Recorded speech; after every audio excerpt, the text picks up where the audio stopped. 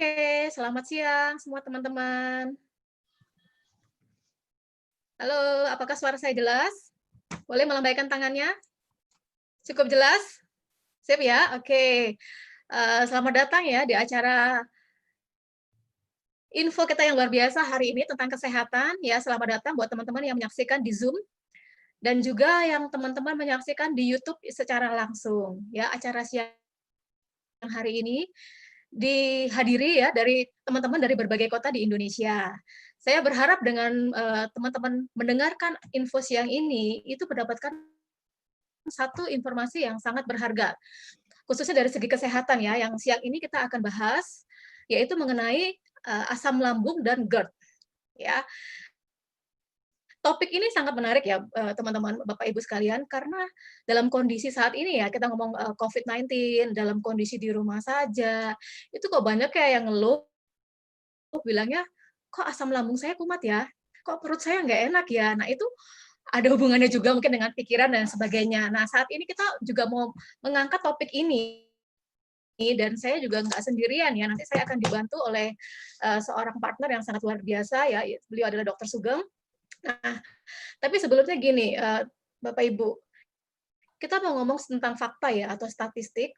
Jadi kalau di dunia barat itu dibilang bahwa usia di atas 40 tahun itu ada sekitar 10-20% orang dewasa itu yang mengalami masalah di GERD.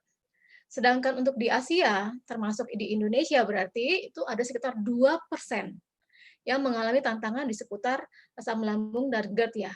Kalau kita mau ngomong Indonesia, ada sekitar 250 juta penduduk, 2% itu angka yang cukup besar ya, berarti sekitar 5 juta loh yang mengalami masalah di seputaran lambung itu ya. Nah, di sini saya akan mengundang ya, kita lebih afdol kalau kita ngomong langsung dengan pakarnya langsung ya, seorang narasumber yang luar biasa yang menyediakan waktunya siang hari ini. Beliau namanya Dr. Sugeng, saat ini ya masih tetap praktek ya selama 20 tahun ini ya, 26 tahun tepatnya sudah berprofesi sebagai dokter, dan 12 tahun terakhir beliau ini kerjaannya keluar masuk ruang operasi. Betul ya dokter ya? Dokter Sugeng. Halo dok.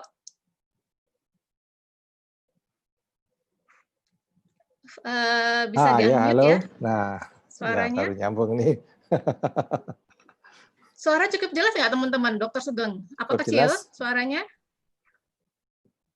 Ya, cukup jelas Cukup? ya. Oke, cukup jelas. Iya dok, benar ya, katanya 12 tahun terakhir ini kan keluar masuk ruang operasi itu. Ya itu Sebulan bisa selalu berapa lulus banyak ya. yang dioperasi itu dok? Ya kurang lebih kalau setahun ya ada 1000 deh. Ngeri kali, 1000. 1000 yang didedel doel ya. Nah dok, kalau ngangkat tema yang siang Lumayan. ini, ada nggak pernah dokter ngalamin, maksudnya gini, operasi pasien yang mengalami masalah di lambungnya, yang berhubungan dengan tadi itu asam Nah, lambung dengan GERD ya dalam kondisi yang parah sehingga harus dioperasi dok. nah sering saya jumpai ya, hampir setiap minggu itu ada operasi mengenai lambung, di mana lambungnya karena luka akhirnya bocor, kemudian isi lambung semuanya keluar. Nah, kalau operasi seperti itu taruhannya nyawa, terus kemudian biaya juga mahal. Kalau di Surabaya,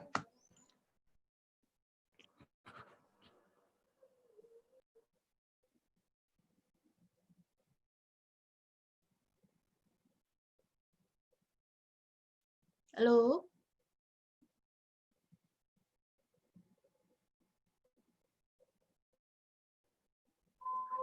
boleh saya jadi bisa ratusan juta habis. Nah, alangkah baiknya kita mencegah sebelumnya ya. Kita Betul harus tahu sekali. dulu definisinya. Jadi kita masuk dulu dengan sindrom dispepsia, di mana setiap gangguan pencernaan, misalkan mual, muntah, mules, kembung, mual-mual, ya, itu namanya sindrom dispepsia. Kemudian, kalau sudah dilakukan pemeriksaan endoskopi, dilihat mukosa lambungnya ya, kelihatan inflamasi, infeksi atau erosi, baru disebut gastritis. Di sini gastritis dibagi dua, karena infeksi dan non-infeksi. Bingung ya? Kenapa kok lambung bisa infeksi? Padahal pH-nya kurang lebih 2. Apapun di sana biasanya mati. Sejak tahun 82 oleh dokter di Australia, mereka menemukan satu bakteri yang hidup di asam lambung yang pH 2 itu, yaitu salah satunya Helicobacter pylori. Sekarang malah lebih banyak lagi kumannya. Nah, kemudian yang berikutnya GERD.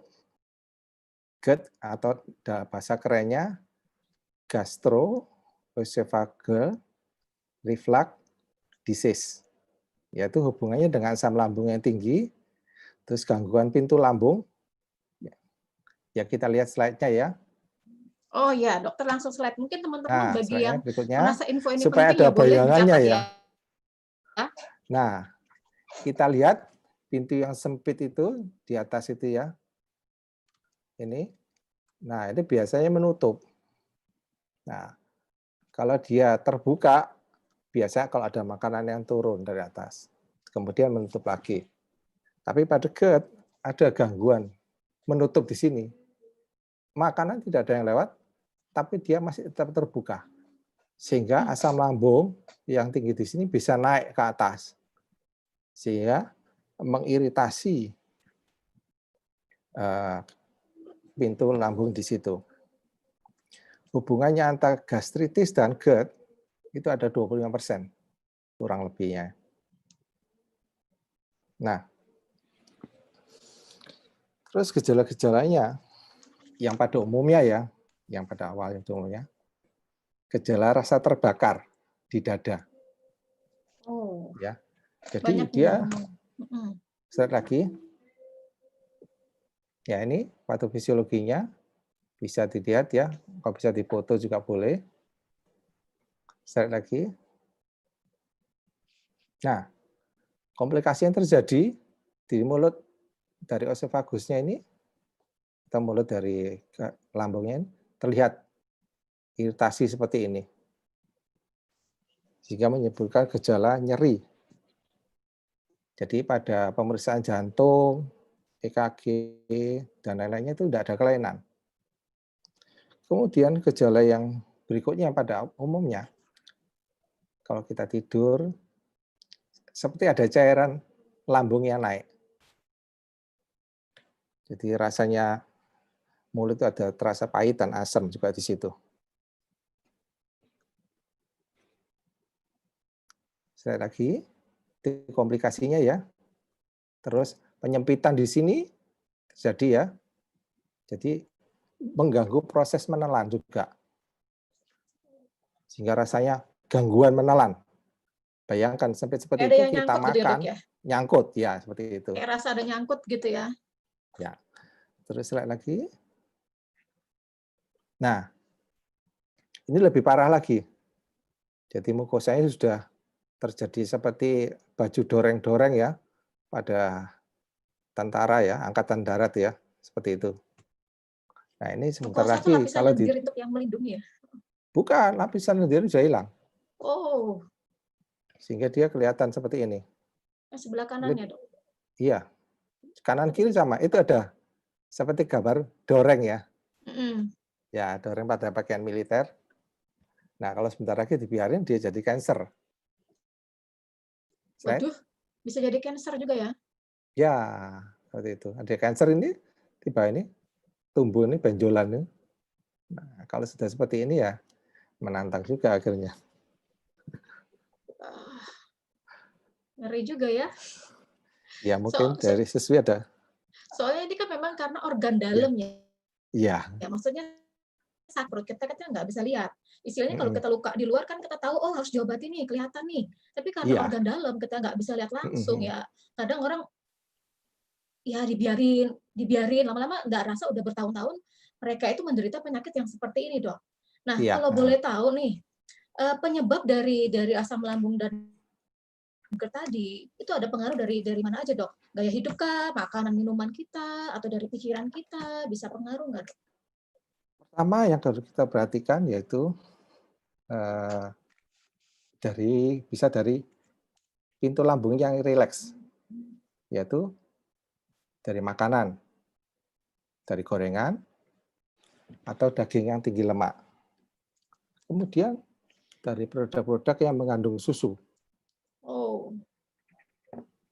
Terus coklat, kafein, merokok, terus bawang putih, peppermint.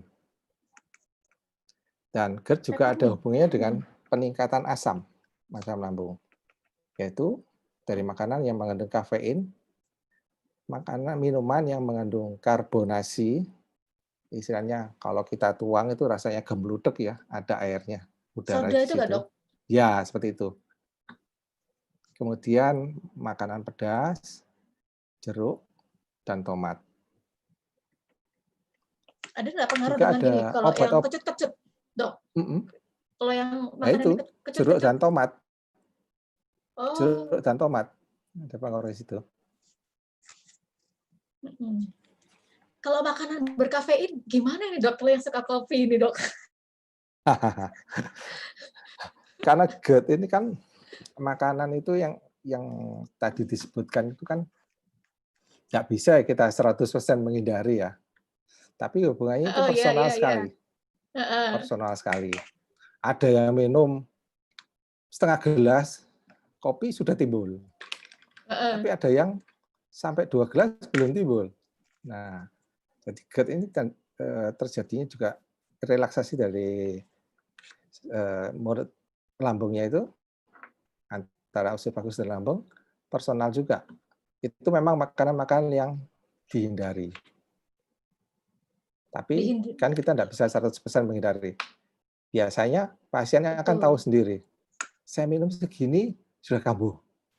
Jadi minumnya jangan melampaui batas atau makanan jangan melampaui batas jumlahnya seperti itu. Masuk gorengan ini, gorengan menantang ini. Nah, jadi tidak mesti orang makan gorengan langsung timbul ya. Personal juga ada yang makan gorengan habis 1 piring baru jadi ya. Nah, kemudian ada obat-obatnya juga ada pengaruhnya di situ pada GERD yang merelaksasi dari antara esofagus dan lambung, yaitu golongan obat-obat antihipertensi mengandung nifedipin, verapamil, dan diltiazem. Kemudian nitrat, terus obat-obat antidepresan buat orang depresi ini juga resiko juga GERD. Iya, antihistamin. Nah, kalau pada wanita cukup menantang juga ini karena oral kontrasepsi dan itu estrogen dikatakan juga ada pengaruhnya. Itu hormon estrogen maksudnya, Dok? Iya.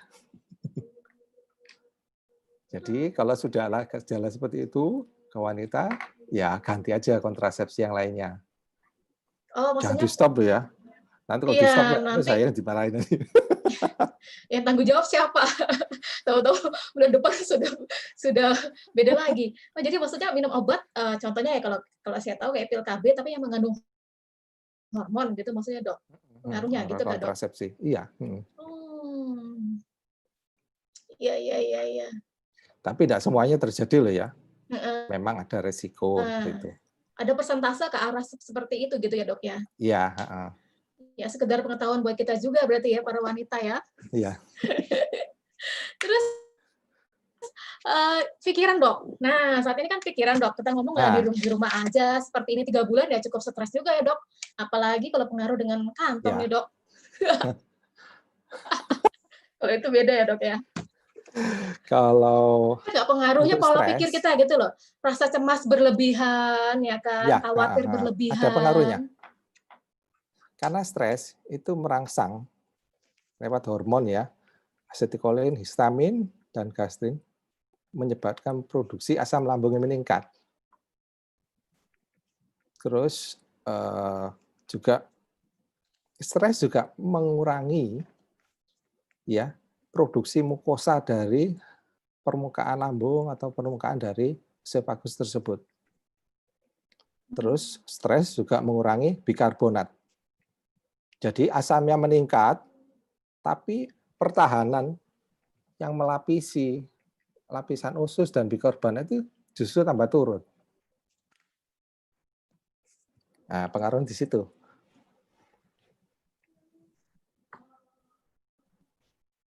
Jadi Ya. pengaruhnya ada pengaruh nggak di pembuluh darah tadi, Dok? Stres itu. Stres juga mengurangi ya, menyebabkan vasokonstriksi ya.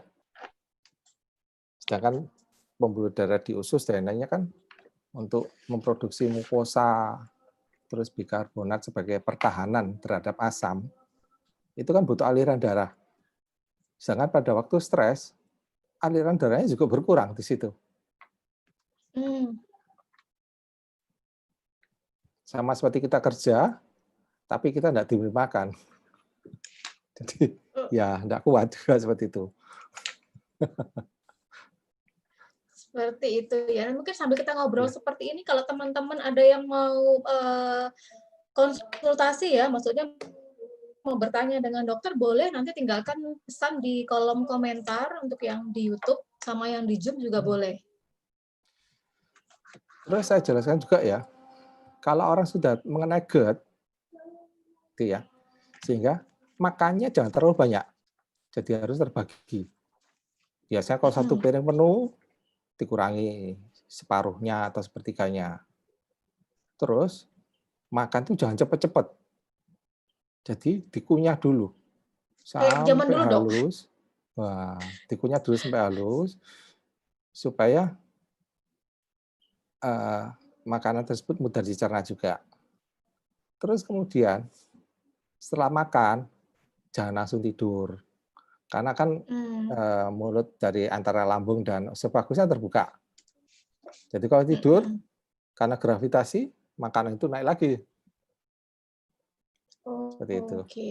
Jadi dianjurkan ya idealnya di atas 3 jam lah setelah makan baru tidur. Kalau memang terpaksa tidur ya tidurnya di kursi malas supaya tetap agak tegak sih gitu. Oke, jadi posisinya kita lebih tinggi ya, maksudnya kepala lebih tinggi supaya lah. ini asam lambungnya nggak naik ya. Kepala lebih tinggi.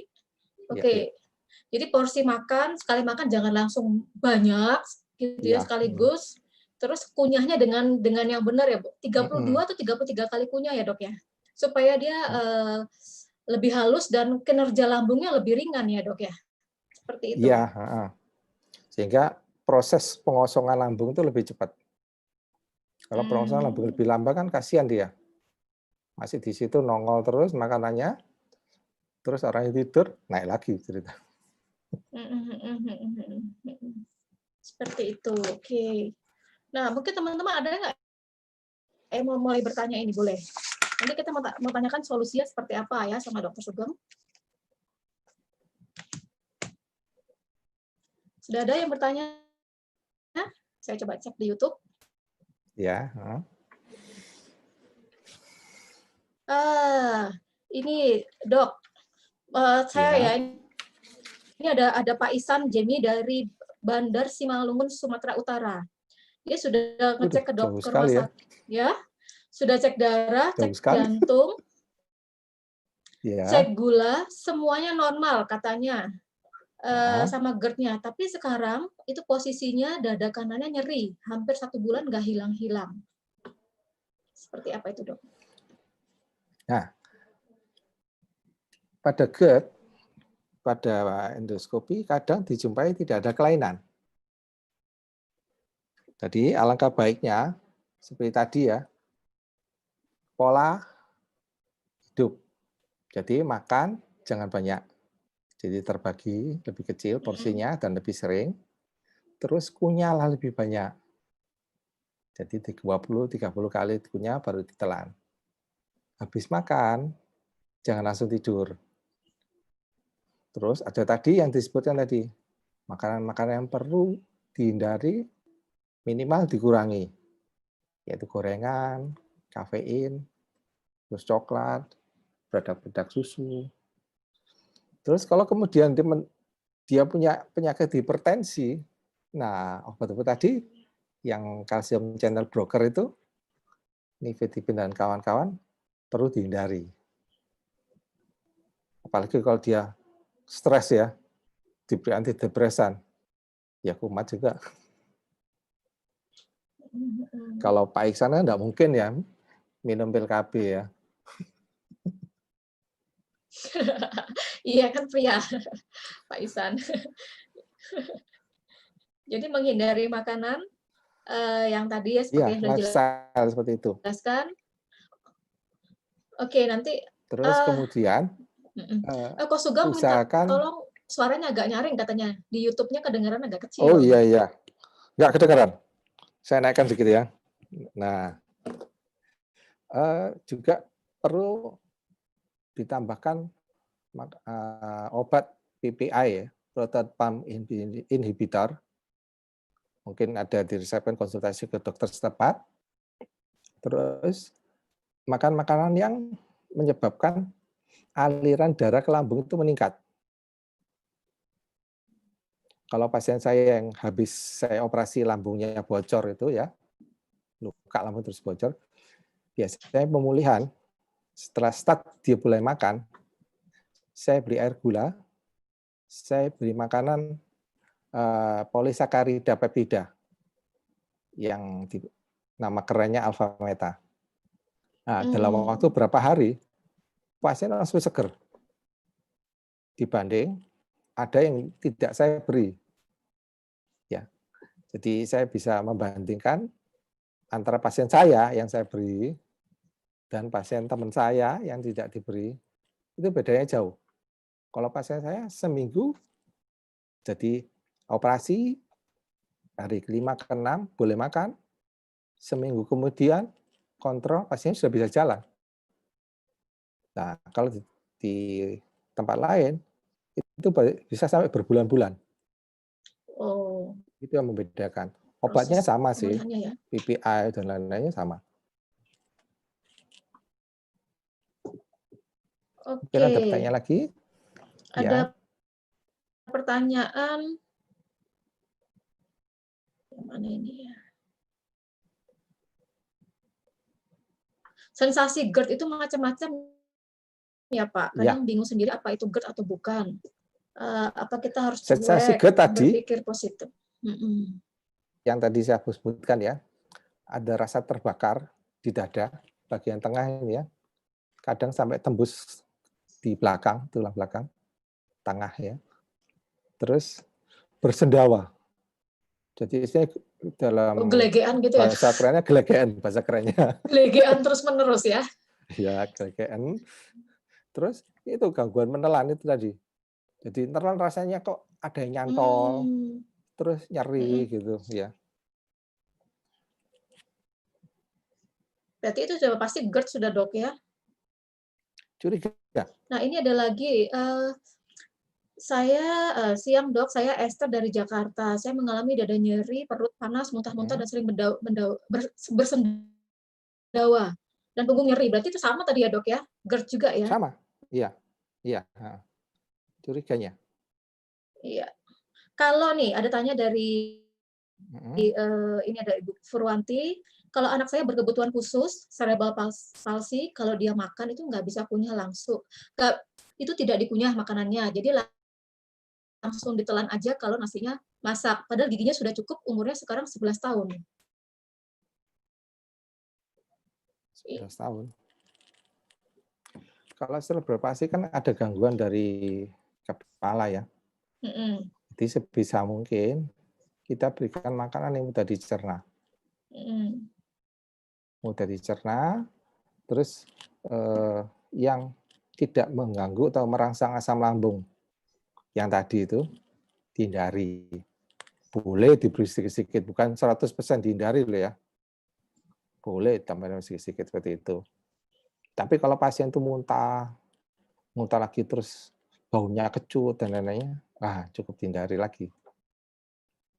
Makanan yang dianjurkan tadi dihindari.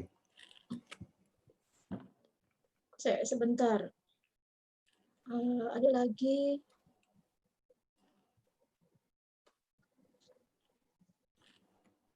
Dok, saya mau tanya, tenggorokan saya ini ada putih-putih, rasanya nyeri udah ke dokter 4 kali nggak sembuh.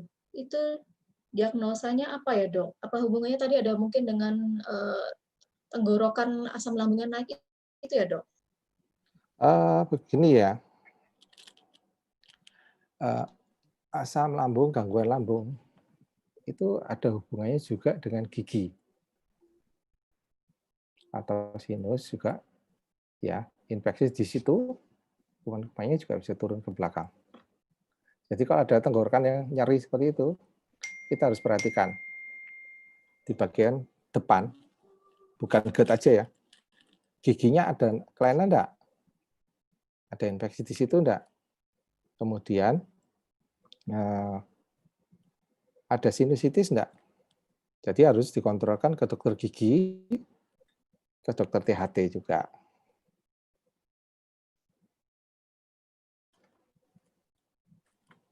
Halo?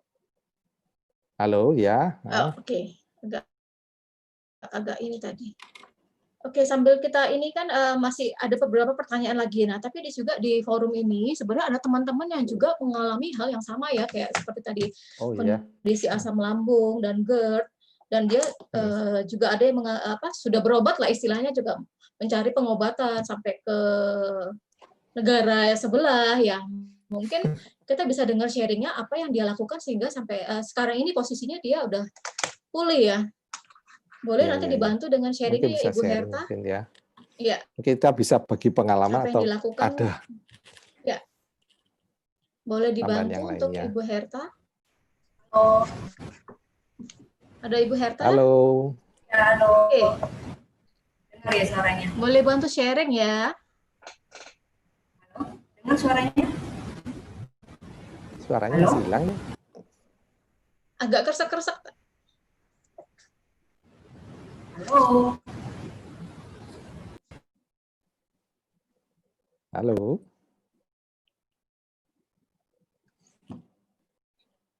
Halo.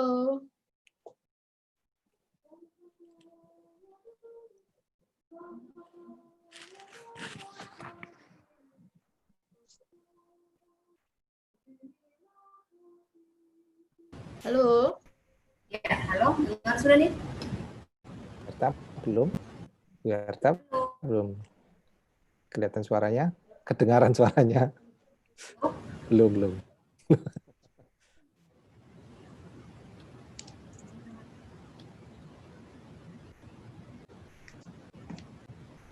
Halo. Oke, belum belum bisa Ya, bagus suaranya. halo. Mungkin coba dengan untuk yang kedua ada nggak Ibu Sumini ya? Mungkin ya Atau rekan-rekan ada Bapak yang Munif, pernah. Bapak Munif. Sambil disiapkan dulu suaranya, Bapak Munif ada mau bersedia sharing katanya?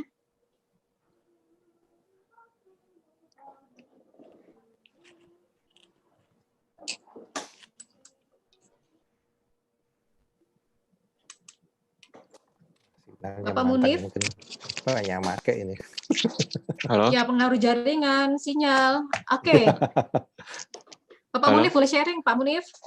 Kondisi tantangan kesehatannya ya, terus solusinya gimana, apa yang dilakukan, ya kan? Berbagi buat kita di sini.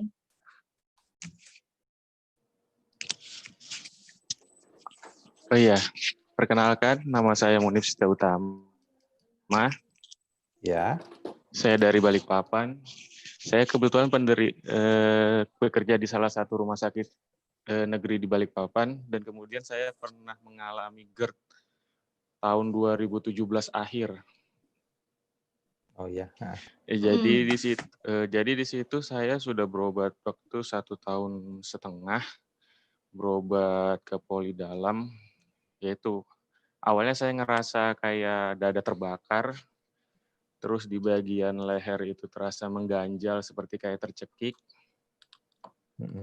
terus juga ada perih di ulu hati.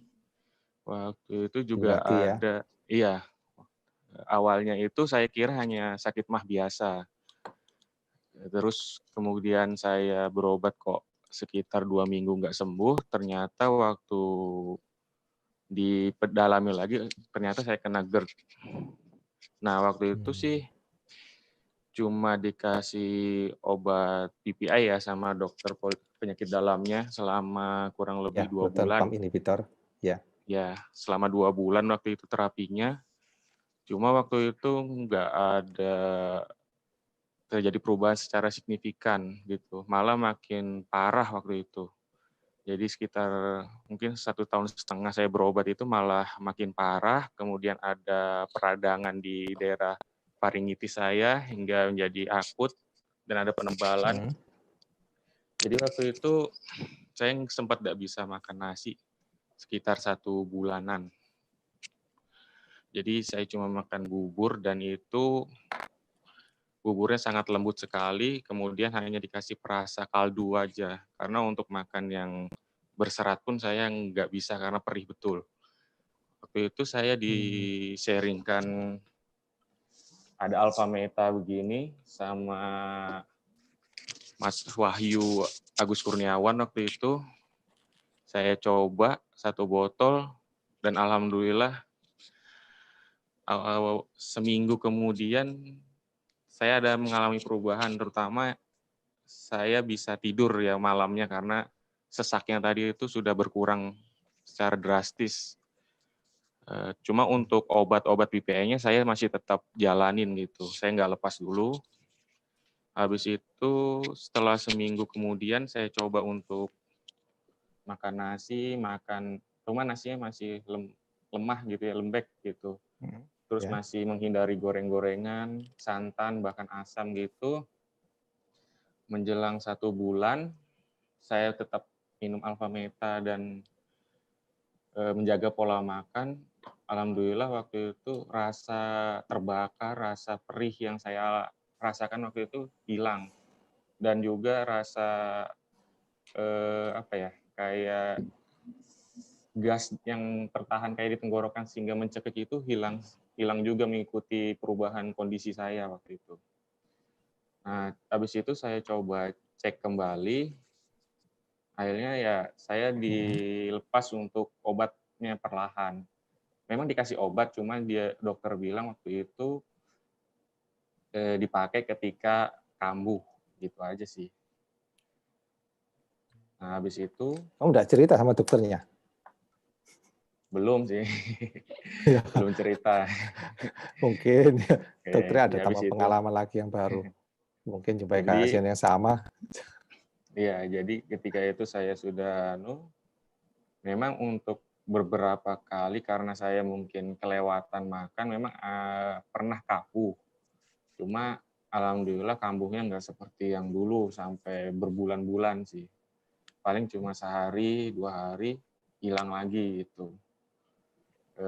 Seiring mengikuti mungkin ini sekitar sudah 10 atau 11 bulanan saya mengkonsumsi Alpha Meta, sinus akibat asam lambung tadi itu perlahan membaik sih. Alhamdulillah sekarang nggak ada mampet di bagian hidung sih.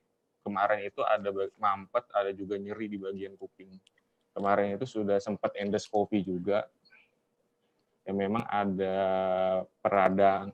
ada faringitis akut itu, terus juga asam lambungnya sempat juga bikin sinusitisnya itu mengalami pembengkakan sih.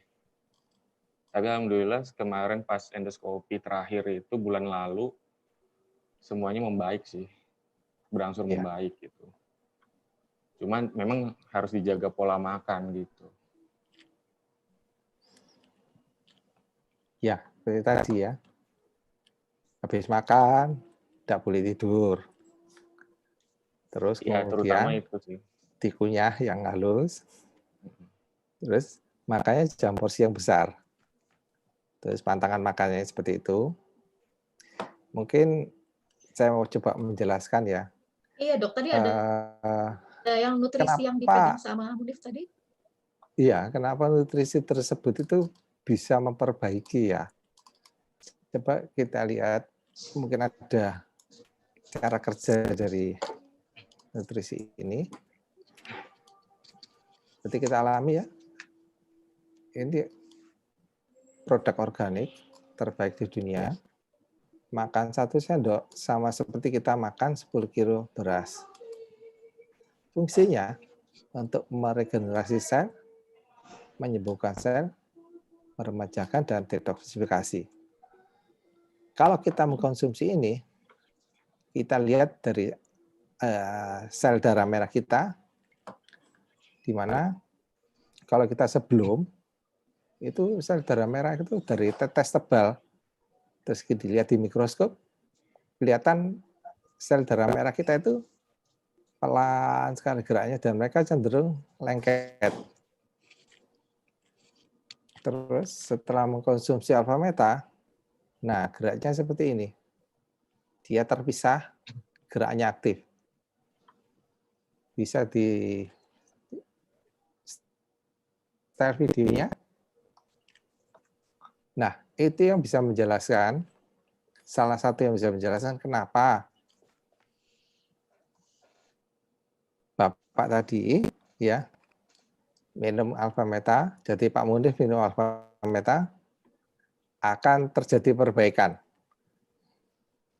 Karena aliran darah ke lambung jadi lancar, kemudian produksi mukosa juga membaik, terus bikarbonat juga membaik, itu yang merupakan sel pertahanan.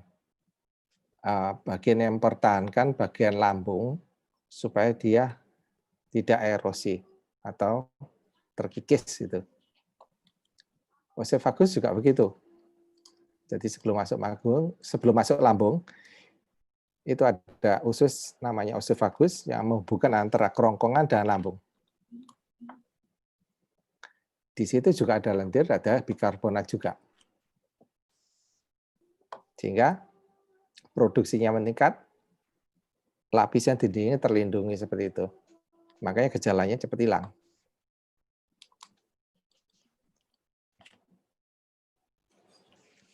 Oke, oke. Halo. Jadi Ya, sudah mulai ada pertanyaan paham lagi? ya fungsi dari nutrisi-nya. Itu yang secara Ini ada nih, kasat mata dilihat. dokter, apakah ini dari Surabaya ya? Dokter, apakah sekali kena sakit lambung selamanya nggak akan bisa sembuh? Jika sudah tergantung sama obat sakit mah selama lebih dari 5 tahun, apa efeknya ya, Dok? Nah, begini ya. Sakit mah bisa sembuh. Karena kita harus tahu penyebabnya dulu. Kalau memang dia penyebabnya infeksi, itu diberi antibiotik, di atas 2 minggu, sembuh dia.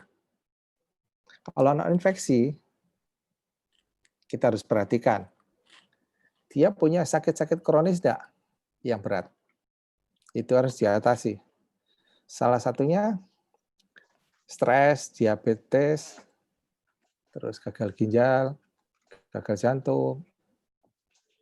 Apalagi kalau diabetes juga merusak pembuluh darah juga. Nah, itu harus diatasi. Kemudian gaya hidup yang diubah. Ya. Dia lebih tahan kita menghadapi stres. Kemudian kalau kita melanggar makan makanan yang kita makan ya seperti tadi minum kafein berlebih. Nah, kita harus menerima. Misalnya ya karena kita melanggar ya, kita sakit ya. Ya harus menerima, bukan tambah stres. Tambah jelek lagi. Terus kalau dia ada merokok, yang menyebabkan air liur berkurang, itu dihindari. Terus GERD juga begitu, dari gaya hidup juga bisa berubah. Bisa membaik dan bahkan ada yang bisa sembuh. Seperti Pak Munif tadi, ada tambahan lagi makanan yang membuat dia lebih fresh, lebih seger, metabolismenya terbaik dan terjaga. Akhirnya sekarang tidak kelihatan kalau sakit ya. Segar sekarang ya, Mas Munif ya. Ya. Dok, ini ada pertanyaan nih dari Banjarmasin. Kalau dia sudah berat badannya turun banget setelah kena GERD selama 1 tahun, tenggorokan masih ganjel dan kadang sakit kalau nelan. Terus sudah bolak-balik ke dokter, solusinya gimana ya, Dok? Nah, kalau berat badan sudah mulai menurun, kita harus perhatikan. Berarti dia berat atau GERD-nya sudah mulai berat. Sudah Bisa mulai parah ya? juga, ya, Kronis, bisa istilahnya juga dia mengalami struktur kronis gitu tadi, ya?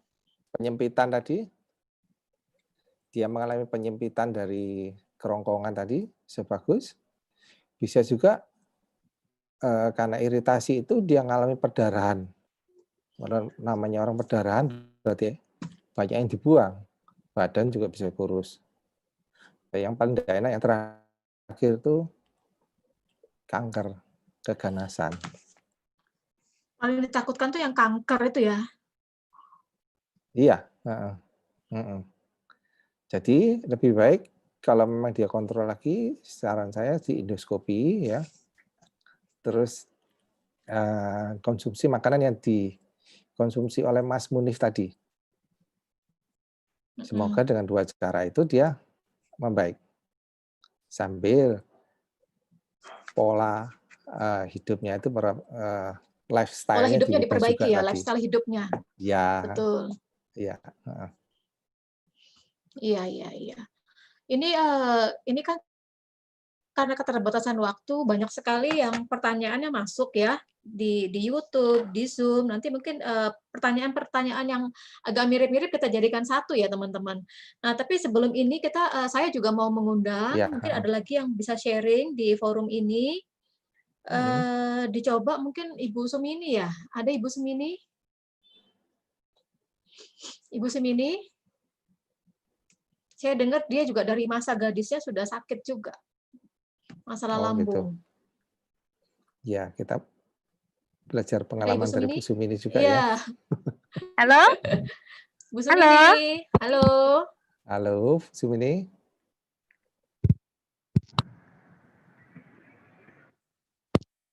Halo. Ya? Oh ya, nampak Bu di layar Bu. Oke, Ibu Sumini mungkin boleh sharing ya, maksudnya ceritanya dari awal sakitnya seperti apa ya, kan saya dengar kan juga sudah cukup lama sakit, terus tindakan apa yang dilakukan dan akhirnya kondisi sekarang seperti apa Ibu? Silakan Ibu Sumini.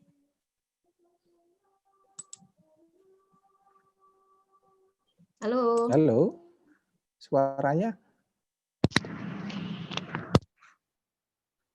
Ayo diulangi lagi Bu Sumini. Ya?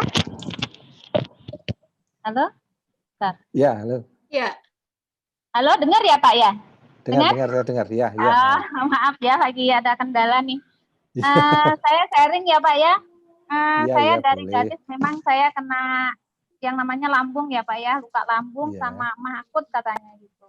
Saya sudah berobat kemana-mana tapi tidak ada pemulihannya. Seperti yang Bapak bilang tadi, persis apa yang saya alami, yang saya rasakan. Tenggorokan ada rasa ganjel, dada panas, ulu hati nyesek ke dalam, nyesek ke atas kan, sampai napas tuh megap-megap gitu kan. Terus sering sendawa, legean kalau orang Jawa bilang, tapi enggak ada ini.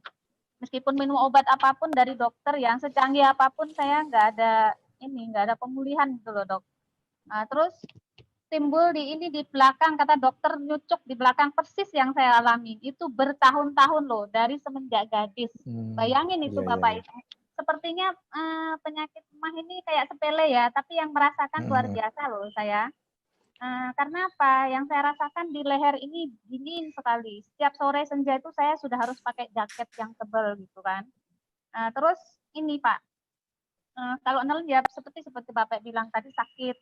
Terus sering ini, perut sering sebah, sering mual, sering apa ya, kayak orang hamil gitu, ya kan? Terus singkat cerita saya ketemu Alfameta ini, karena saya ingin sembuh kan, bertahun-tahun saya mencoba obat apapun sudah tidak ada pemulihan. Akhirnya saya mencoba ini, alhamdulillah baru seminggu kok tidur saya enak. Tadinya saya kan nggak bisa tidur nih, tidur saya enak. Saya baru nyadar kalau seminggu itu tidur saya enak, saya ternyata minum Alfameta ini ya. Terus sama Ibu Winda, alhamdulillah saya makasih sama Ibu Winda. Nah ini saya pakai Alpastin juga, waktu itu saya senterkan di ulu hati gitu kan. Nah, lambat laun emas saya itu enak, jadi nggak nyesek lagi. Terus seperti Pak dokter bilang tadi mengenai emah ini ada kaitannya dengan gigi. sama dengan saya, gigi saya ini udah waktu itu juga sering ini dok, sering apa ya, gusi itu sering berdarah, sering bengkak gitu kan. Terus sinusitis saya 2 kali dioperasi dok, sebelum saya minum ini. Dioperasi saya sinusitis ya. Terus migrain itu juga bertahun-tahun. Jadi mungkin karena saking kebanyakan minum obat, bayangin dari gadis ya dok ya, sampai Bukan Bu, bukan karena obat Bu kalau migrainnya Bu. sekitar 2 tahun yang lalu. Sekitar 2 tahun lalu lah saya mengenal Alphameta ini. Alhamdulillah sampai sekarang saya enggak ada minum obat, ya ada sesekali kalau pas lagi salah makan, karena mungkin saya terus terang aja saya suka lalap-lalap mentah, suka buah nangka, suka ini, kadang-kadang kepingin. Nah nanti kalau udah kambuh saya udah balik lagi, udah hati-hati aja makanan. Nah, alhamdulillah tapi ada, saya selalu pakai air Alpaskin ini sama Alphameta. Nah yang ketiga lagi ini Pak, saya minum Vitomax yang saya rasa waktu itu punggung saya kan biasa nyucuk ya sama apa, urat saraf terjepit juga kan, pundak saya ini rasa berat.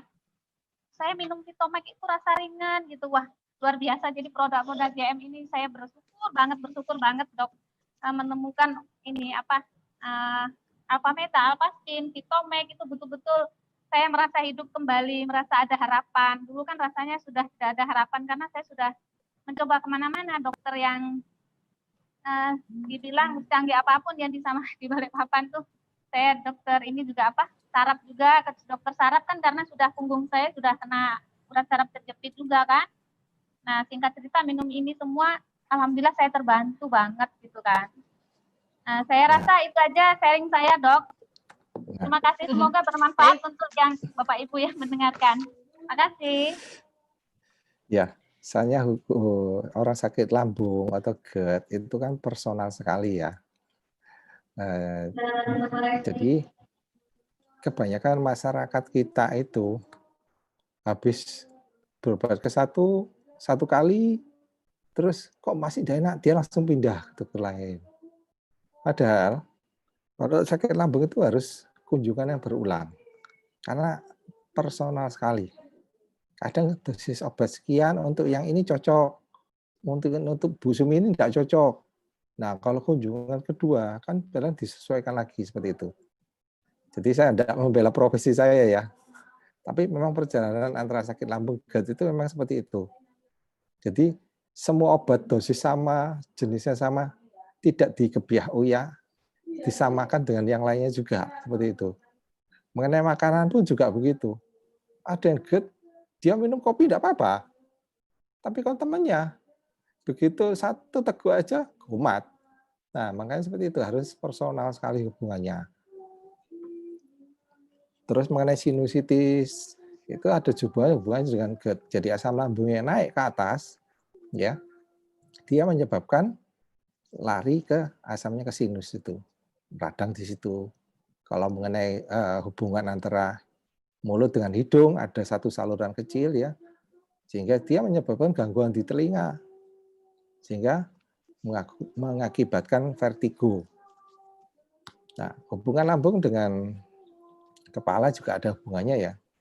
Contohnya nih, kalau kita melihat ada makanan enak, mau makan begitu kan, mata melihat gitu kan, tapi perut kan keroncongan akhirnya bunyi kan. Terus air liur kita juga banyak. Jadi ada hubungannya.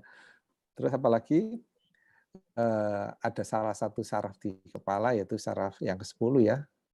Dia sampai ke organ visceral dalam, sampai ke usus juga. Jadi ada hubungannya juga seperti itu. Oke. Cukup ya, cukup menarik ya ini ya topik kali ini ya. Nah saya undang ini untuk sesi berikutnya yang sharing ya, itu ada dari Ibu Herta. Ya. Ya saya dengar juga beliau mengalami GERD cukup lama dan sempat berobat ke luar ya. Boleh Ibu Herta sharing?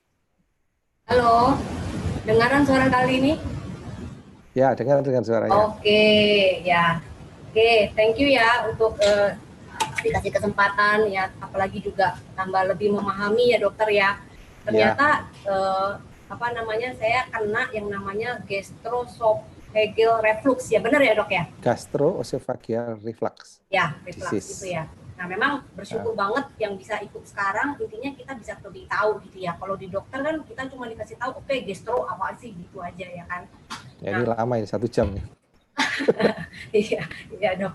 Nah, bersyukur banget. Jadi gini dok, kejadian saya itu kurang lebih sekitar 10 tahun atau 9 tahun yang lalu gitu ya. Jadi saya waktu itu berpikiran, oh biasa aja sih, maksudnya dalam arti ya mah seperti biasa gitu loh. Saya sepelekan awalnya seperti itu. Nah, akhirnya kok itu menjadi yang rutinitas, misalnya jadi dari seminggu cuma sekali, tiba-tiba bisa bilang bisa jadi seminggu itu 3 kali. Waduh, sangat mengganggu sekali. Jadi kalau di saya itu perut kembung itu seperti orang kayak berapa bulan gitu ya. Terus mau minum, mau makan itu udah nggak ada selera sama sekali. Mulut rasanya pahit. Terus karena asam lambungnya itu. Iya betul. Dan kadang kalau sudah lagi juga kepikiran ada ini, itu bisa kadang mau muntah sampai mual gitu loh dok, ya kan? Ya. Nah kemudian sampai kadang yang benar banget dada itu panas gitu loh.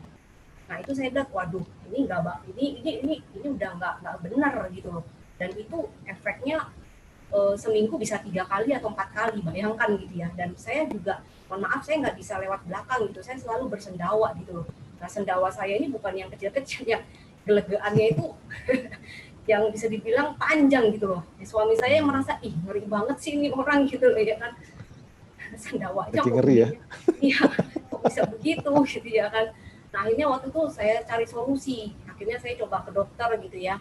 Nah, ya di dokter, waktu yang dokter di Indonesia gitu dikasih obat gitu, ada beberapa macam obat gitu ya. Nah, akhirnya ya saya minum, tapi ya gitu, minum obat sembuh, nggak minum nanti kambuh lagi.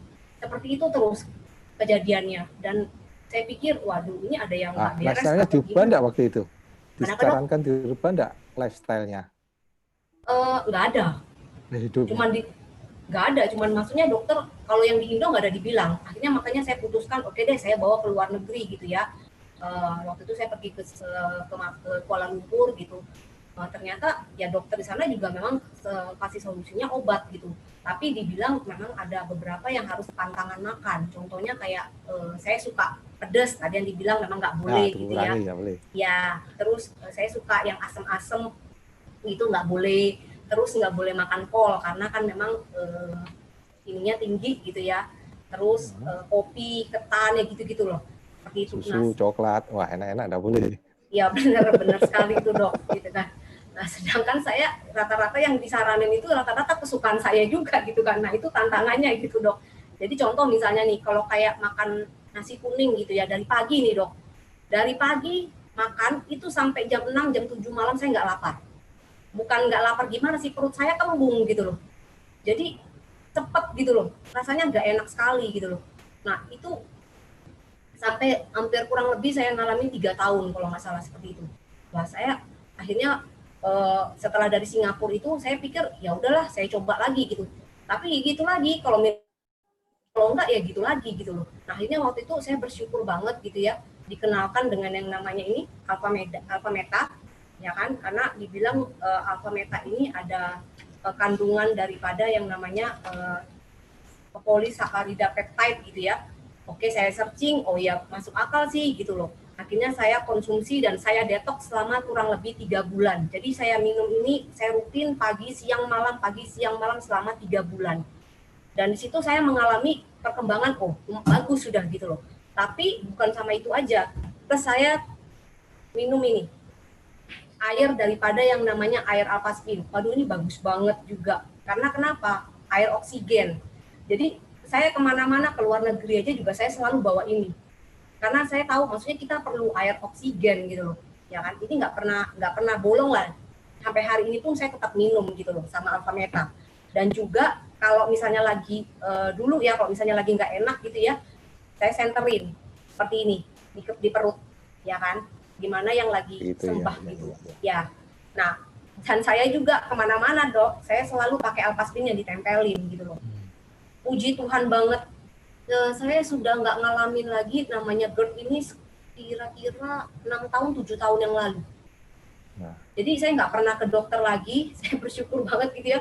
Kalau dulu misalnya mau pagi yang ngajak makan gitu, mau ngajak sarapan gitu, saya nolak gitu ya. Tapi kalau hari ini ada yang mau ngajak makan nasi kuning, monggo, saya bersedia. Karena Sarapan sudah nggak bareng. tantangan lagi gitu. Sarapan bareng dong. Iya. Dulu Yang tantangan saya sekali nggak gitu. cerita sama dokternya. Nah, kebetulan gini Dok, saya juga ada salah satu teman gitu ya Dok. Dia ini berupa seorang apoteker dan juga dia mempunyai yang namanya apotik gitu ya di Balikpapan. Salah satu apotik terbesar juga gitu di Balikpapan. Dan dia ternyata biar apoteker juga ada keluhannya tentang mah juga gitu Dok. Nah, tapi anehnya saya tanya Dok, dia itu nggak pernah minum obat gitu loh. Saya tanya kenapa gitu kan.